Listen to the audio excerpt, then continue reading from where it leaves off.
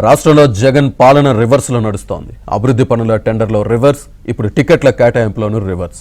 ఇలా సీఎం జగన్ రెడ్డి తీసుకుంటున్న నిర్ణయాలన్నీ గందరగోళంగా ఉన్నాయి. సొంత పార్టీలో అభ్యర్థుల ఎంపికలోనూ ఇదే తంతు కొనసాగుతోంది. సార్వత్రిక ఎన్నికలు సమీపిస్తున్న తరుణంలో మెజార్టీ ఎమ్మెల్యేలు గెలవలేరంటూ వారి స్థానంలో కొత్త ఇన్ఛార్జీలను వైసీపీ నియమిస్తూ వస్తోంది.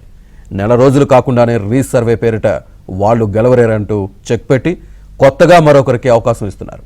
దీంతో వైసీపీలో రివర్స్ పాలిటిక్స్ మొదలయ్యాయి.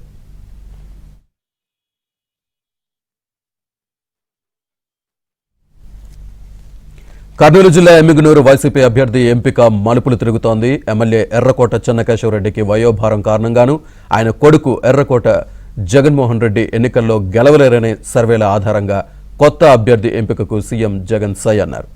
ఎమ్మెల్యే ఎర్రకోట గట్టిగా ప్రయత్నాలు చేసినా ఆయనకు చెక్ పెట్టారు. చివరకు ఆయన సూచించిన మాచాని వెంకటేష్ను అభ్యర్థిగా ప్రకటించారు. ఎమ్మెల్యేతో కలిసి వెంకటేష్ గ్రామాలకు వెళ్లి తనను గెలిపించాలంటూ ప్రచారం కూడా చేశారు.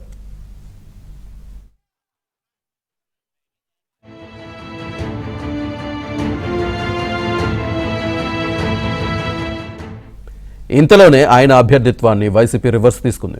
ఆయన స్థానంలో మాజీ ఎంపీ బుట్టా రేణుకును దాదాపు ఖరారు చేశారు. ఎట్టకేలకు ఎమ్మెల్యే ఎర్రకోట సైతం ఆ నిర్ణయాన్ని ఆమోదించక తప్పలేదు. 3 రోజులుగా విజయవాడ కేంద్రంగా సాగిన చర్చల ఫలితంగా ఎమ్మెల్యే ఎర్రకోట బుట్టా రేణుకకే జైకొట్టారు. శుక్రవారం ఎమ్మెల్యే ఎర్రకోట, మాజీ ఎంపీ బుట్టా రేణుక ఇద్దరు కూడా సీఎం జగన్ను కలిశారు. ఒకే వేదికపై ఎర్రకోట, బుట్టాలు కలవడం ఇదే ప్రథమం.